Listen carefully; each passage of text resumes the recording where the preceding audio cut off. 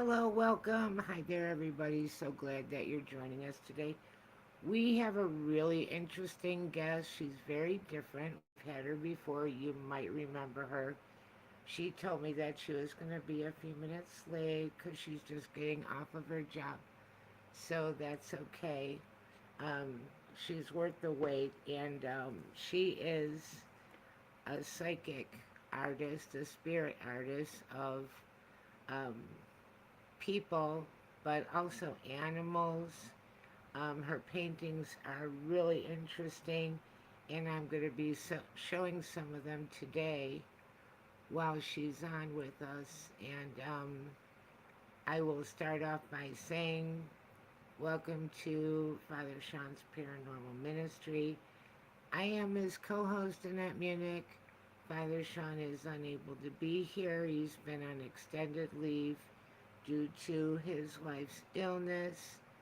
How she is doing is that she was able to be discharged from the hospital and go to rehab.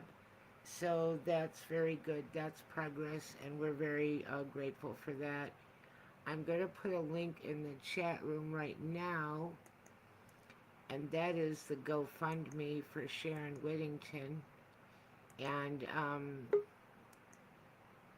for everyone that prays for her, for everyone that's donated, your, your prayers and your donations are appreciated more than you can imagine. And he's so sorry that he's not able to be here. Here goes the link in the chat room. On GoFundMe, that is the title of the GoFundMe page is Join Sharon's Fight to Beat Cancer, and that's Sharon Whittington. Um, Father Shawn is a priest with the USOCC, that's United States Old Catholic Church. You may know him from travel channels. Eli Roth Presents, The Legion of Exorcists, which you can see now on Max and Discovery Plus.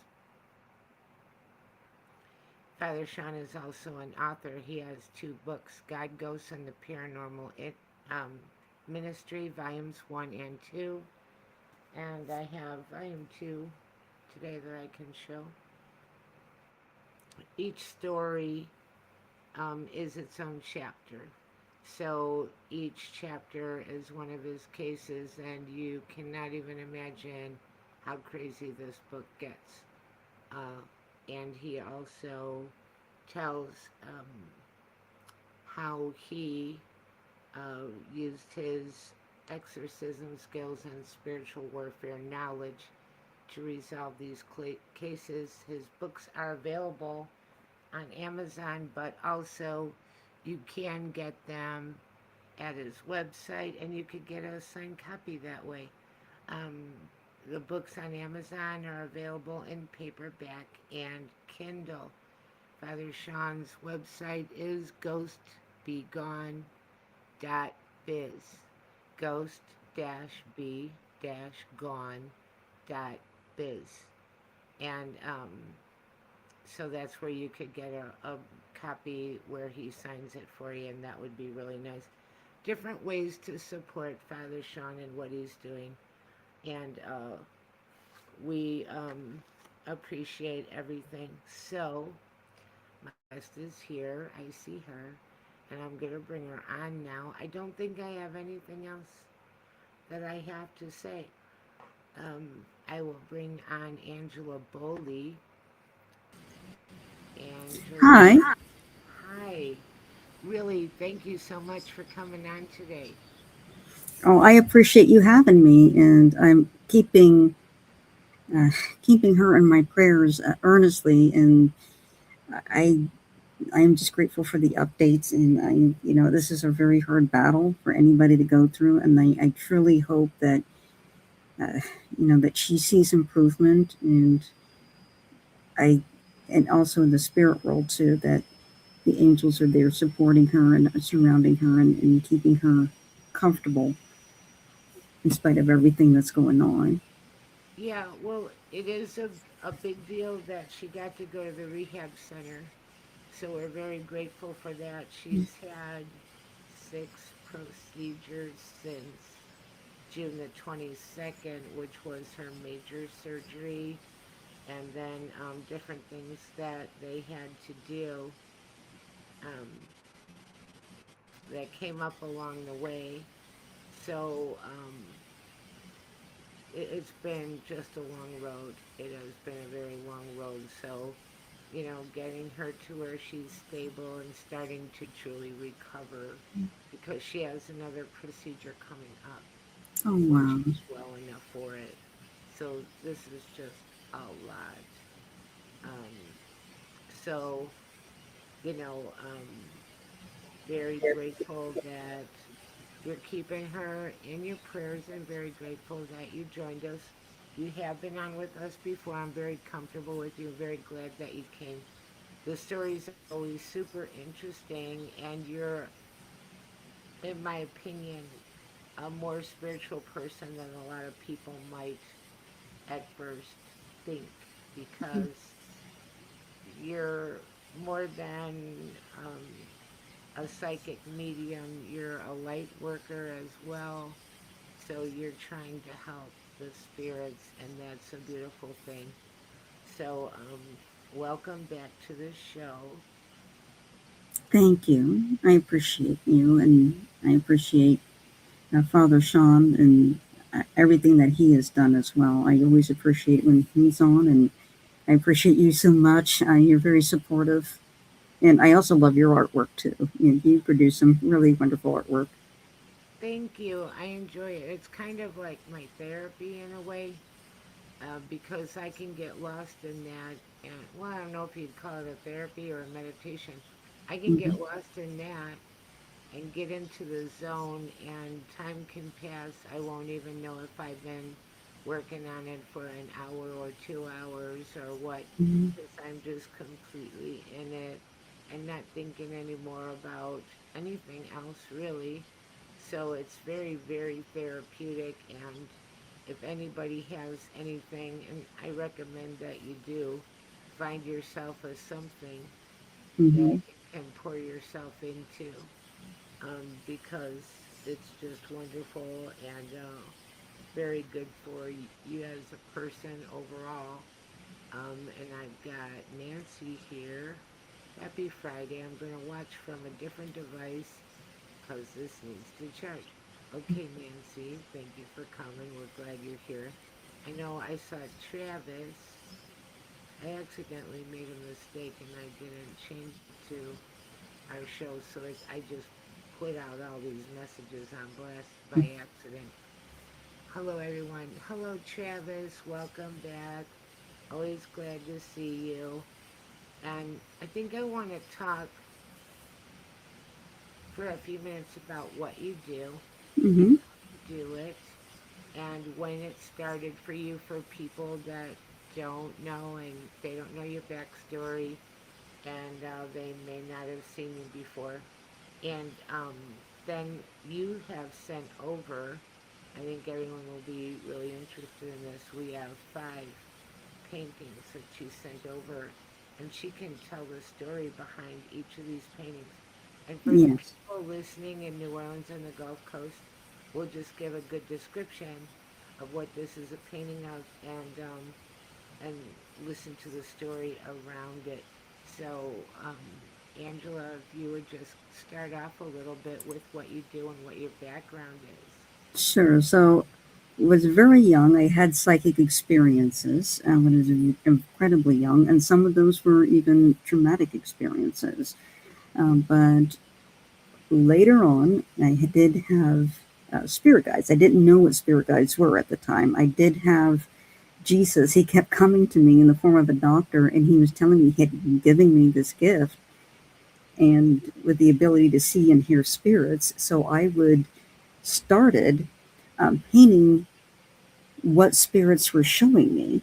Okay? And I started telling their stories that way, and could, as I'm painting, their information would come through, and I would go ahead and share that information then for a long time, all I did was try to figure out what was going on. And in a dream, and at least a couple times, saying to me that he had given me this gift and that these dark entities, they always attack me because they want it for themselves, but only Jesus controls it. And so he was talking about these psychic abilities that he had been giving me. And he told me how to set up boundaries. He told me to read the Bible cover to cover and keep reading it so I can understand the dynamics of the spirit world and understand how the spirit world really works. And I figured out that it was spirits that were coming to me. And of course, I could see some of them would be so vivid to me, I could not distinguish between a real physical person and a spirit. And that's happened to me before. And I learned how to set boundaries so I wasn't overwhelmed. And I joined a paranormal group. It took a long time to find somebody who was kind of open to using psychics and in a paranormal group. So I found this group, and the spirits would start to come to me, but even before I would go to the location, and sometimes even then before I was going. So I'd paint what they would look like and relay their messages before I would even get there. And when I would go to a location, not only would the information be validated that the spirit provided, but also what the people were seeing, the apparition they were seeing, be validated because I did a portrait of that apparition.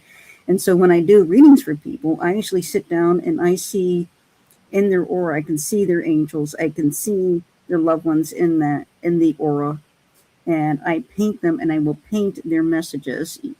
I will paint, and as I'm painting, I relay the messages as I'm painting. Usually it takes about 15 minutes, and I'll do a chalk portrait very quickly and relay the spirit guides' messages, the angels' messages for them, and so they can get that message sent over. And I also help spirits as well. They come to me all the time for help and to help them find that peace, help them find the door, help them find the light, help them get to the other side.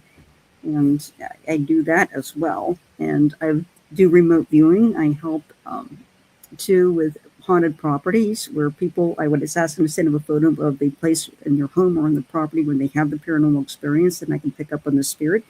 And then I can leave out of body and go there and deal with that spirit. Either help that spirit move on, or if it's a negative entity that doesn't have any good intentions, make sure that spirit is removed from the property. And I continue to paint. I also paint in acrylic and do larger and bigger paintings for people of their spirit guides, just spending like a couple weeks listening and communicating. And then when I'm done with that painting, and I got all the details in there, that the images that your spirit guide wants them to see and to understand, I ship it to them. And I also type up a report of what I was given, the images, the messages that I was getting, and to ship it all to them. And of course, you'll see, I'm even with spirits coming to me, I will just go ahead and paint, even if somebody doesn't commission one or ask for one, and because I just paint whatever they show me. And I post that online so their messages can be shared. And I particularly enjoy painting for the Holy Mother, because she will show me images and send me messages, and I will paint what she wants me to paint and relay the messages as I post them online of those images. And so I did share some paintings with you. We can discuss those paintings if you want to, and go into a little bit detail on the story behind each painting. I love that when you bring up about Mary, because I remember you saying that before, and that she also helped you with helping the spirits. And I think that that's especially beautiful. Mm-hmm. Also, finding out that, I don't think I knew this before, that you get impressions before you go to the location, or maybe you don't even go to the location. You get impressions and you start to paint that out. And if Right, you go to the location, you're bringing that with you. You're not right, doing it after the fact or during. You've already done it beforehand. right. Yes. And I particularly, that's something that just so amazes me, because you learn that there's really isn't such thing as space and distance in the spirit realm. It's just wherever, it's like wherever you are, it's like you just think about it and you're there. There's no travel time. Like, there really isn't. And so when spirits end up in multiple locations, for them, they're there in that other location in an instant, and they can feel me. What kind of it, they can see me, they can hear me, they know who I am, and they'll reach out to me, and they seem to know ahead of time if I'm going to be in a location and just show up, and they'll just show up, and I will experience. Sometimes I will actually experience the same haunting the other people are experiencing at that location. And Wow. even before I even go there. There was one incident where I had that happen, and at the time I was living in an apartment, and at the apartment, I felt this presence of this young man, and he actually came to me in a dream. This young man was kind of a teenager, um, kind of very arrogant, um, and he died in the 1800s. Basically, what happened that he was the mill owner's son, so he was working for a sawmill, and rather than bringing on somebody with a lot of experience, the next in line to go ahead and work then run that sawmill, who was a man in his, in his 50s, the sawmill owner brought in his 18-year-old son, who didn't care about business, didn't, and was very arrogant, was very self-centered, and um, wasn't too interested in working. And it made the other man very angry, and so he ended up killing this young man.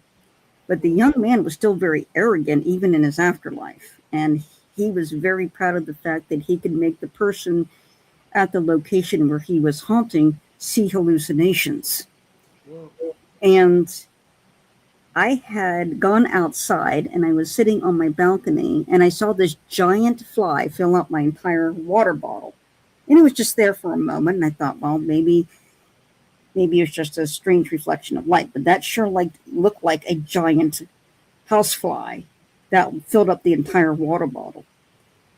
And I get done with relaxing outside. I go into the kitchen, and there are flies pouring out of the lights in my kitchen. And my entire kitchen counter was covered in flies. And it was just pouring out of the lights. And there was not a single fly before that. It was just that quick. It was just suddenly there, And, I cleaned up all the flies. I went to the location and ended up helping cross over this young man, but also the man who killed him as well. They crossed over together. Wow. And we were able to get the killer's mother involved, who had been praying for them. She had been saying the rosary. She was an Italian lady, and she was praying the rosary that whole time. Wow. Right, and this was during when Teddy Roosevelt was just inaugurated, at the time that the man was executed for the murder, and the other person was also murdered.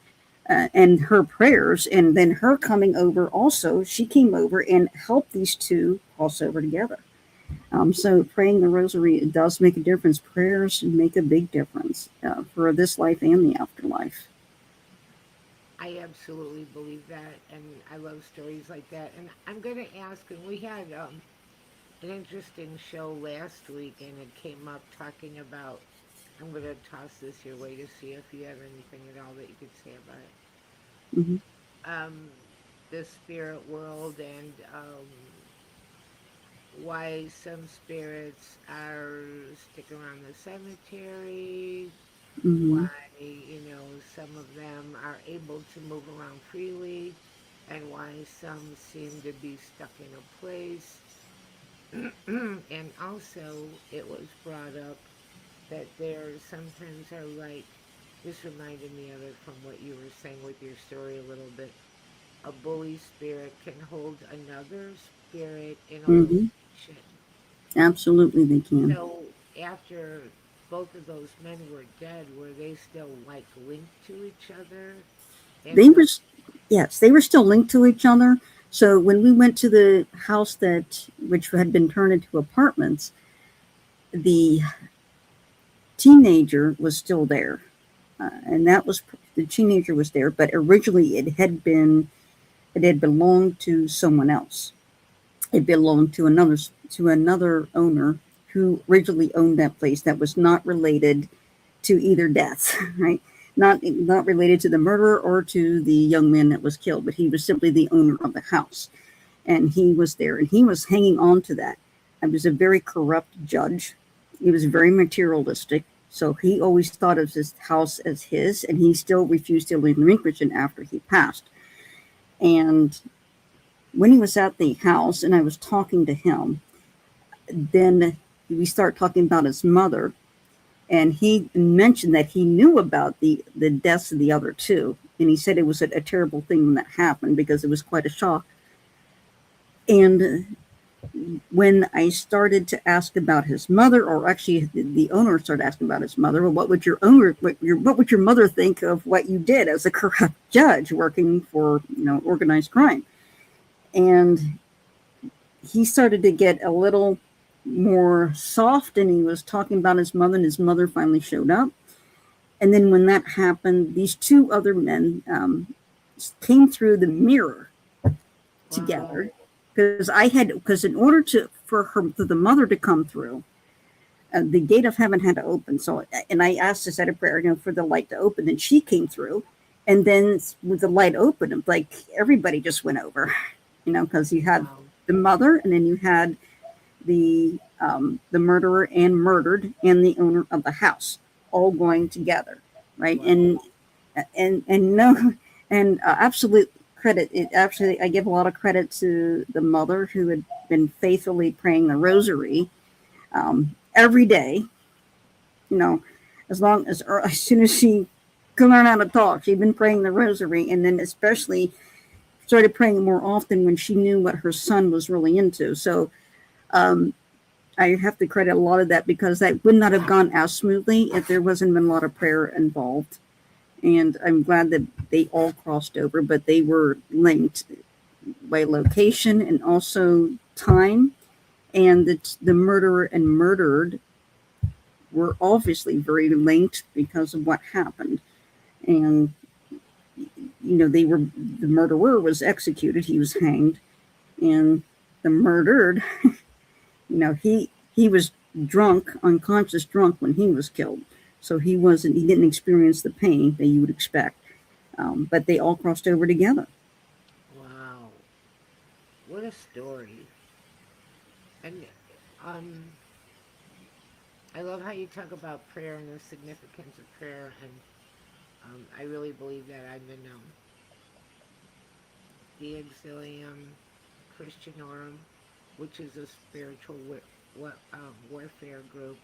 I've been in it for 3 years, and we say a set of devotionals every night to help support people that are in spiritual warfare, particularly priests. It's Father Chad Ripperger, but it's also anyone. And it's so important, and I also wonder, you might be someone good to ask this to. It used to be a lot more common for people to pray for the souls of the dead. Mm-hmm. And it seems like that's just kind of withered away. But I still think it's very important. Do you think that it helps? I think it does help. I really do. Because I do say prayers for spirits that come to me. And I had a lady that came to me, a spirit lady that came to me, that she was actually quite paranormally active, and she had developed necrotizing fasciitis back in the 1930s. Actually, probably the 20s. It was a little bit earlier than that. And she had a husband and 3 kids, and of course they sent her away. And I think they sent her to a leprechaun inn. And I prayed for her. What kind of disease is that? A necrotizing fasciitis is like leprosy. It is a skin-eating disease. And today they treat it, they have to remove it, and they put stitches in, sort of like they treat it in a similar way that you would treat like gangrene. They do use, my understanding that they do use some medications today, but they have to be very aggressive with it because it is a very aggressive skin-eating disease. And that's what it is. It's sort of very similar to leprosy, but it's a different bacterial strain, but it has the same effect. And she was sent away, and she kept saying it's not my fault. She actually held on to me in bed. She was somehow reaching up through the mattress on my bed, had her arms pulled around, pulled me down into the bed to get my attention. And she even appeared around a doorway. She appeared outside of me. She kept coming to me in dreams. And I prayed for her. I asked that heaven open up a doorway for her and that she would experience the fullness of her healing and be reunited with her family. And that actually worked. And she got relief, and she loved that I did a portrait and told her story and posted that for her. I did do some research and know she was from Cincinnati because she followed me from Cincinnati. She showed me her immigration papers in a dream, so I knew exactly her first, her last name, that she was from northern Poland. And she came through a spirit box, spoke very clearly. I asked her where you're from. She said Poland. I said, what area of Poland? She said northern. She wrecked intelligent responses, found the church that she attended back in that time frame, and she was so relieved. And I had another spirit that I recently prayed for who was Asian. Right, she came. She was Chinese, and she came to me, and she had, in her spirit self, had an elongated neck, and was kind of moving around like an anaconda around with her elongated neck. Well, in Asian cultures, in Japanese culture in particular, and even in Taiwanese and different Asian cultures, when a woman would lie or did something wrong, she was cursed and her neck would stretch out, sort of like we say your nose gets longer, your neck in Japanese and Asian culture, their necks, women's necks would stretch out, and they would either crawl around at night and drink oil or alternatively become a vampire. But she was kind of emulating that. She had a lot of guilt, and I prayed for her, prayed that she be released from the guilt and that she be healed and she be loved and shown for forgiveness. So I said the prayer of, Eternal Father, I offer thee the body and blood, soul and divinity of your dearly beloved Son, in atonement for our sins and for those of the whole world, and in atonement for this woman's spirit. And she was very grateful. She crossed over and she was fully released, and she was very, very grateful.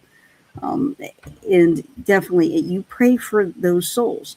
I mean, a lot of these souls and some of these souls are kind of in their, what we call purgatory, if you're familiar with the concept of purgatory, Yes. where they are kind of, they have a lot of guilt, or they feel like they have to stay, or they feel like something is not finished and they have to somehow pay back their sins, and so they are staying behind.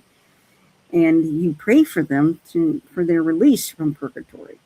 And we still have to do that because spirits do linger, and that can be an issue. It can be very unsettling for people that don't experience the paranormal to have a sudden abrupt paranormal experience and not sure why that person is there, particularly if that person is traumatizingly injured and they appear to you in their state in which they died. And it's a terrifying experience. I went through it. I actually went into shock when I had that happen to me a few times, and at least a couple of times I went into shock.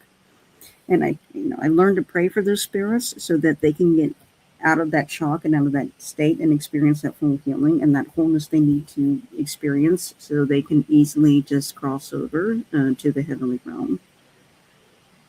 We had a lady last week, Camilla. She's not here tonight, but she was asking, and I did have an answer for her about praying for your ancestors all the way back to the first drop of source blood, and praying for your descendants all the way out to infinity, and Mm-hmm. just your whole family line.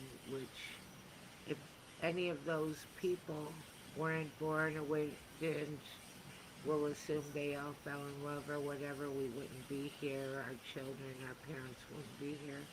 Right. Um, she asked me, what more could we do for the spirit world? She told everybody what she did, praying for the deceased. And then I said about ancestral prayers. But maybe you have an interesting recommendation on that, of what really helps in offering up prayer for people that have passed on. Right, you offer up prayer for them, and you can pray for your. I do like the prayer of, I offer of the Divine Mercy Chaplet, and offering that up, because every time you say that, it said you have 1,000 souls released from purgatory every time you say that. But you can also use that on your history as well.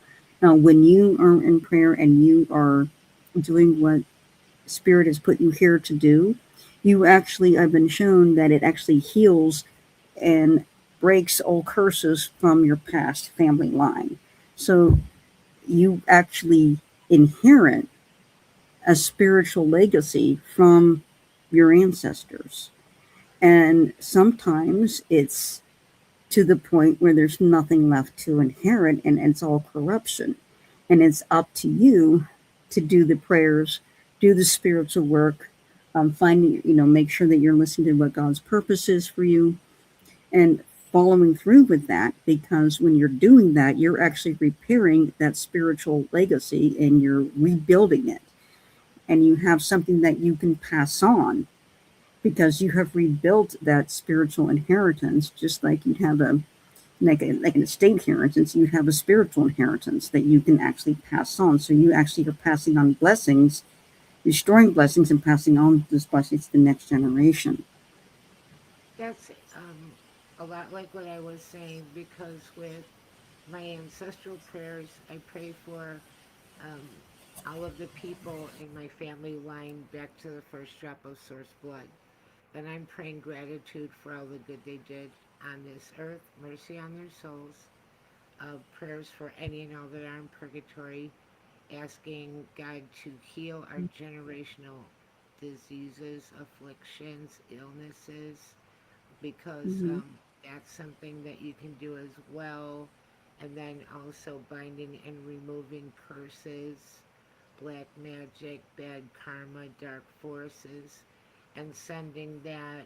I ask it to be sent to the foot of the cross to be Right. judged and never to return. And then I pray for the descendants out to infinity to keep them safe and strong and smart and free and good and protected. And I do that every night, and I feel like that's exactly what you're talking about, that I'm praying for the line and the legacy, and that we do inherit things, but I know a lot of people think we don't. And maybe it doesn't seem fair that we do inherit a spiritual legacy that's negative, for example, that is not our fault. Right. Right. In fact, And that happens. I heard that it can go back more than three generations, so something could be done Mm-hmm. by somebody that you don't even, the people currently don't even know. A lot of people don't know the names of their great great great grandparents Right. and wouldn't know the incidents that occurred during their life. This is so interesting. And, because of the way that you are able to see, feel, understand, and live, you're the perfect person to, just see what your impressions are of these things, because um, it's really different, and a lot of these topics come up quite a bit. Um, and most of us, we're just talking from what we know, what we're taught, but we don't actually really have an understanding of um, a large smattering of spirits per se, and their stories and their traumas, to the Right. extent that you are able to, and then help them. And I know that we're already more than halfway through the show, and I got all these things, but I want to touch on, because we're talking about um, the spiritual realm as far as religious, how you're able to use color rays and rays of color Yes. for healing. And I'd love to do that. And then if we don't get through the paintings, I want to rebook you right away and we'll do a part two Okay, if you'll great. come back because I don't really want to rush through everything. These are things that I can't ask a lot of people about. You're very special in that regard. So I want to hear about your light, your color healing, your color light healing. Right. So each of the different colors, different wavelengths of light have different vibrational frequencies that resonate to a specific frequency that induces a specific type of healing. So if, let's say that you have a problem with repeated patterns and habits you're trying to break, then you would call in the purple color. So the purple ray and the purple light breaks up old patterns, right? It breaks up the destructive patterns, even if it's as simple as an obsessive thought, or maybe in something that you self sabotage repeatedly, or maybe you're trying to quit something. Maybe you're trying to quit a bad habit. You can call in on the purple ray and imagine that purple light coming down, washing through you and all through your aura, and it stops the repetitiveness, the cycle, it breaks it up.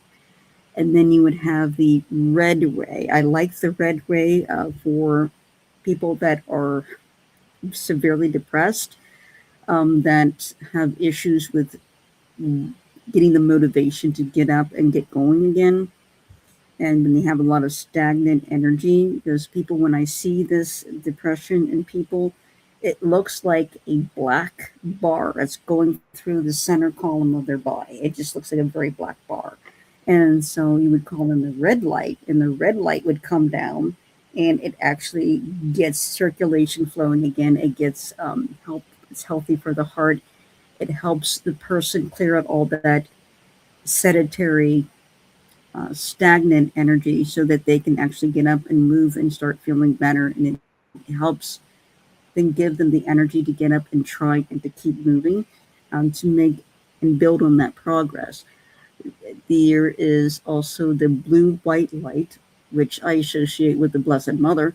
And this is a color that is for not only healing, but also cleansing, protection, some cleansing from the negative energy. So you would bring in a blue white light. So it is a very, you can either call it a very extremely light blue or a very white light that has a little bit of blue in it. But it is the best way I can describe it. I call the blue light, the blue white light, because that's exactly how it appears to me. And it anytime either is a space that feels heavy or dark, or even if you had a tough day, you bring in the blue white light and it will clear out your energy and clear on all the negative, that heaviness, right? And it's purity, it's cleansing. And you have green, which green is about growth and healing, and it's heart energy. It's mainly the heart.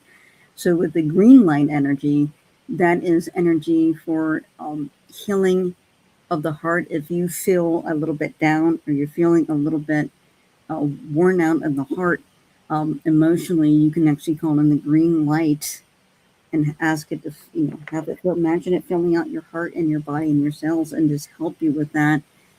And you'd have the yellow I'm light writing is, all these down. yeah, That's why I keep looking down. Go ahead.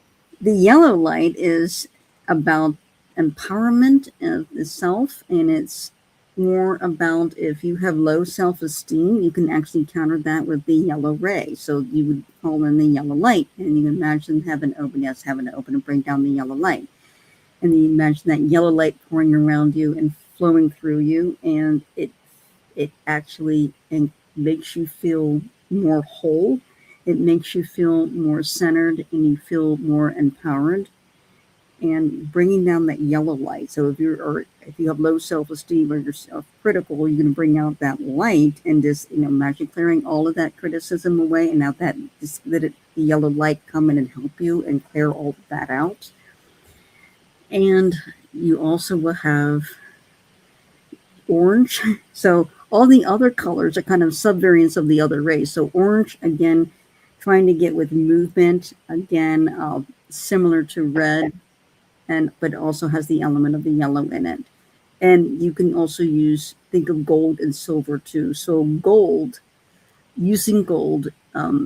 using that for the mind, right, to help clear your thoughts, but also to protect, and also silver as well, like a silver white sparkling light is also very clarifying and protecting as well. So there are a number of colors and rays that we use for the different frequencies depending on what's needed. And it's really cool too because a few weeks ago we were talking about healing sound frequencies, Mm-hmm. and that is also something that's very interesting and I think very provable. And this goes back to hundreds of years ago, talking about sound therapy.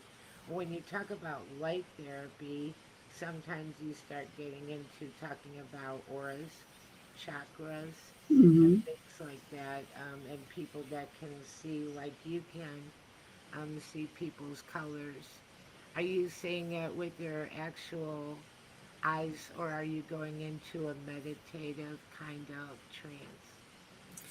I actually see all the time, and I think it is from my third eye, but rather than my physical eyes, because sometimes I can close my eyes and still see the images and colors, and other times it seems like the other way around. But for most of the time, I can close my eyes and still see it. Um, Other times, it just comes across through my normal eyes, and I will see greens and yellows around a person. Um, but I most of the time I think I'm kind of seeing with other senses rather than my physical eyes. Interesting. So I'm going to say right now, thank you to everybody who's listening to UPRN 105.7 FM in New Orleans, 105.3 FM in the Gulf Coast.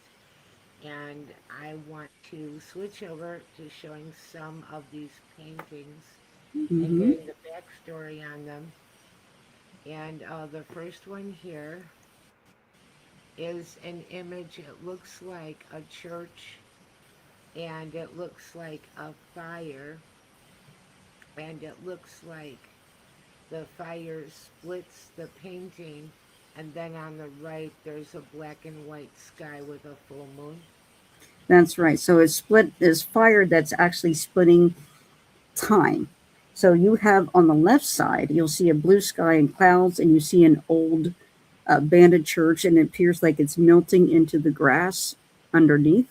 And then on the other side is the moon with a nighttime sky. And then the Blessed Mother came through, and she was saying to paint this is to show people time coming to an end, Ooh, um, time being finite rather than something that is perpetual and constant, and that it too can end. And that's what is being shown here. And if you look on the left hand side on the church there, you'll see a cloud that kind of in the shape of the number three to honor the Holy Trinity there. yes, Okay? And she's just showing that this, like, time is finite, like, time will come to an end. That's the end of time when we talk about the end where souls are judged and, well, souls are all gathered together. She's saying that's coming to an end, so that we are nearing the end of time. So then that's literally time burning away. very interesting. And how long ago did you do this painting? I think I did this painting about 4 or 5 months ago. Okay, very recently. Yes. Are you ready to move to the next one? Yes. Okay. This one is a storm with a tornado over a lake, and then around the lake there's a lot of, looks like, bushes and greenery.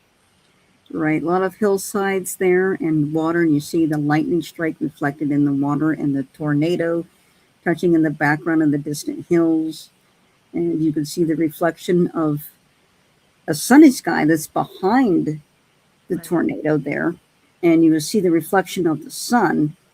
And this was about there is still hope, but there's also a very necessary violent transition that we're going through.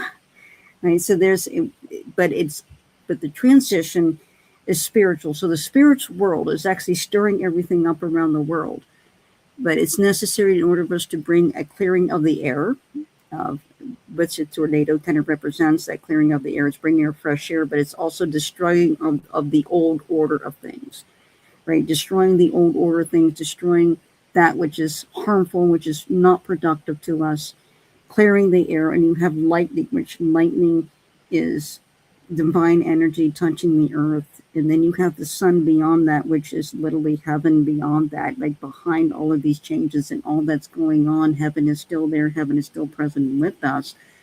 But there are sweeping changes that are being made that's been initiated in the spirit world that may seem traumatic to us, but it's necessary in order to clear out the old and destructive and to bring in a healing and holistic change to the human race as to where we're going. And I just have to throw on. Oh, how long ago did you do this one? This was recent. This was probably just maybe a month ago, if that. And of course, you also have the water, which is this symbolic of the spiritual, Right. the spiritual, the soul. But it's been such a horrendous year for tornadoes, Mm-hmm. like really bad. Um, Yes. Especially in the Midwest. I'm originally from Illinois. I still have a lot of family there. Really scary, lots of damage, just crazy. And here in Oklahoma, we have a lot of tornadoes, but it's mostly in the springtime. With a lot of this stuff that's happening lately, usually in the summer, you don't see a lot of tornado um, uh, warnings and events. It's just kind of in the spring when the cold and warm air are mixing together. So I think it's really interesting that you painted a storm and a tornado. I'm going to move on to the next one unless you want to say something else about it. Sure. Go ahead. Okay, this looks like, I really like this one. Over the water, there's a sun with just rays of the sun pouring out from it in all directions. And there's a blue sky with clouds and some mountains in the background, and the clouds are tinged with yellow. Yes. And so this is the expression of like what spirits see when they're moving towards that light. When they get to see that light, that is actually what comes through. When I say a prayer and ask, open the door for heaven, whether it's for a person that's still in body or in spirit, this is what happens. This is what you see. You see this incredible light come through that is indescribable. And you can see the light extending, light rays extending to the clouds beyond and then kind of reflecting and shining everything. And it's actually turned the water gold Yeah. because of the beautiful light and this beautiful golden rays of light that comes through is so much healing. And then the closer that we get to the light, whether you're still in the body or whether you're out of the body, the more amazing and the more healed that you feel. And I wanted to put that in there, and I was led to put that in there because of the immense beauty that people just don't see. If they could see it, they would be more spiritual. They would want to be more spiritual if they knew how beautiful the spirit world is. And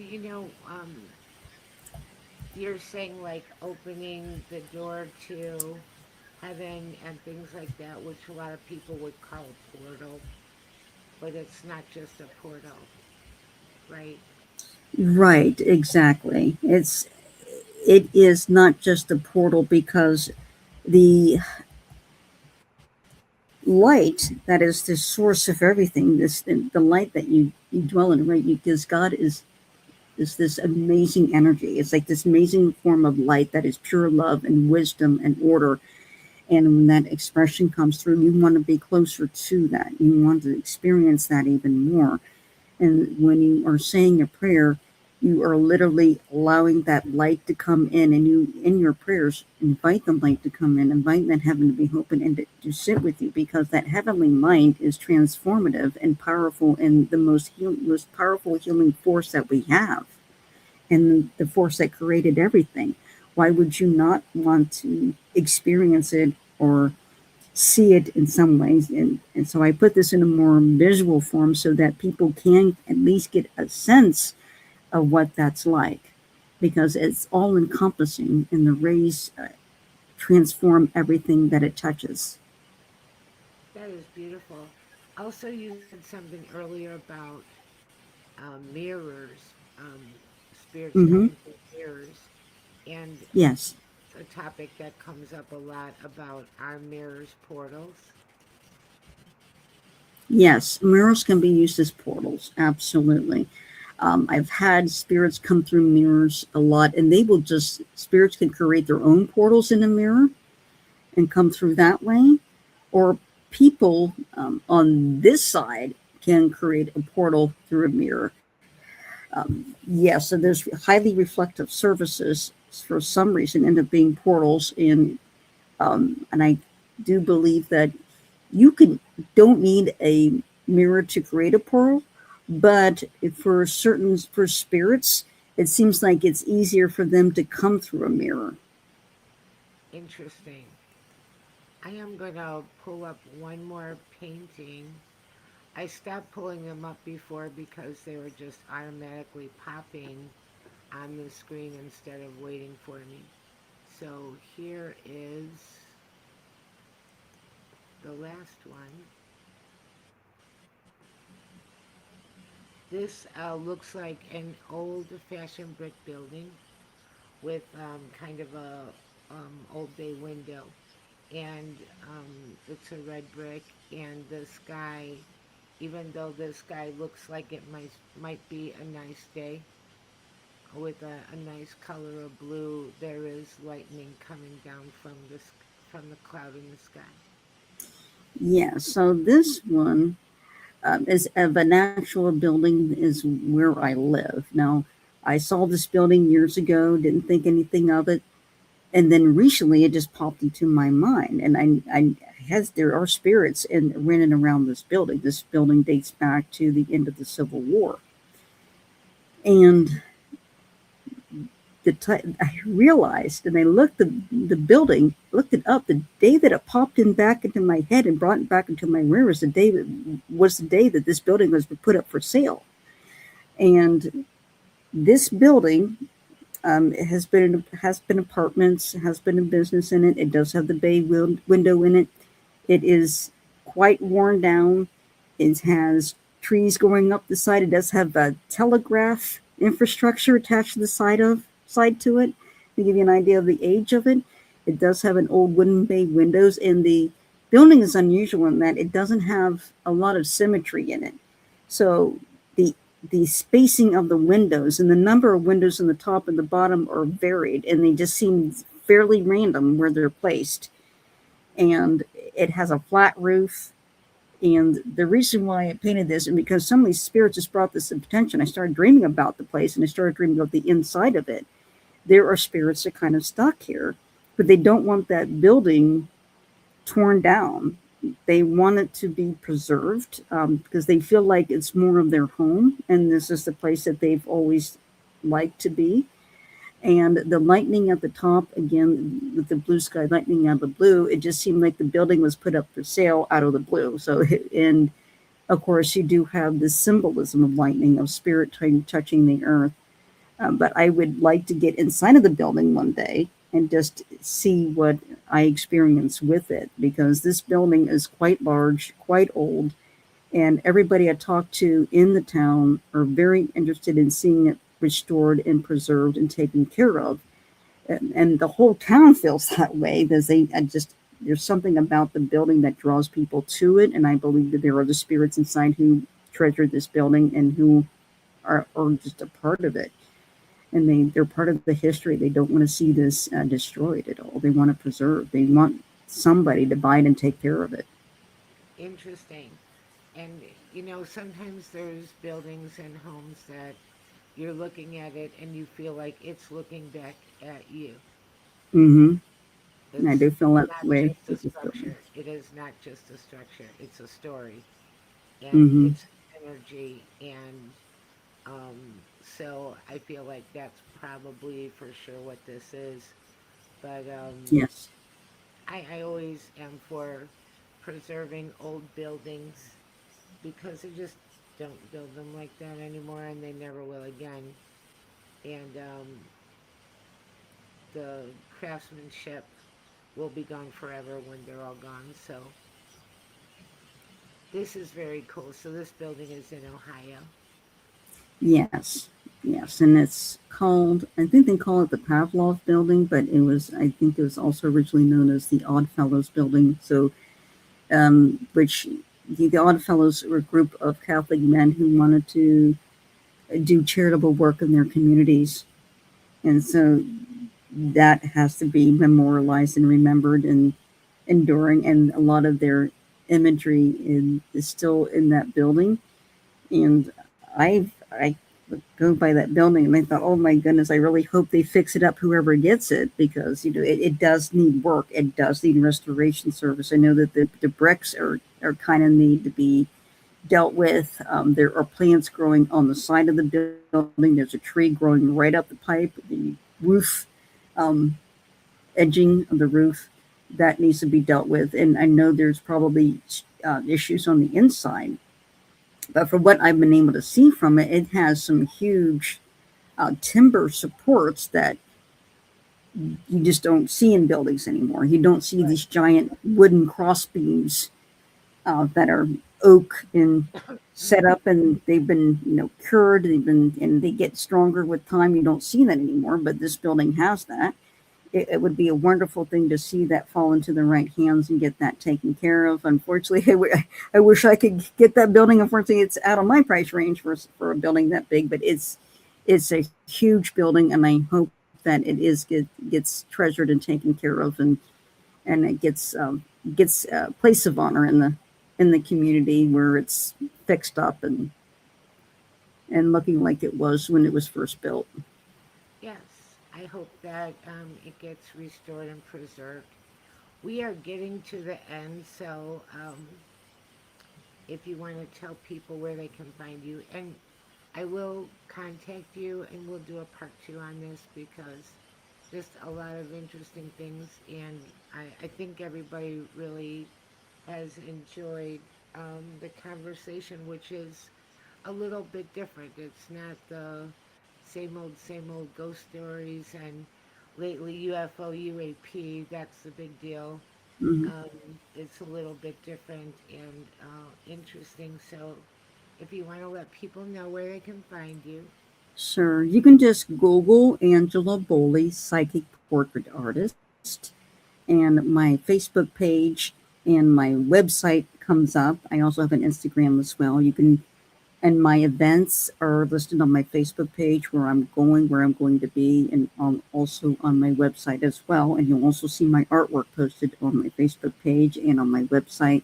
You can always email me, and my email address is on my website and also on the Facebook page if you want to email me, or you can just message me on Facebook. Either way, or just leave a comment. Just Google Angela Boley, psychic portrait artist. very nice. And thank you so much. I really appreciate you coming today. And we will do it again. We'll do a part 2. And I hope everybody enjoyed what she had to say. It's a lot to think about. It really is. I want to thank Joe Montaldo and Michelle DeRoche from here at UPRN. And next week we'll be back with Happy Medium Monthly with Susan Ahern. And please stay tuned for Spirit Switchboard with Carrie Lynn Shellhorn. I want to wish everyone a great night and a great weekend. And thank you so much for listening. Thank you for having me on. Have a great evening, everyone.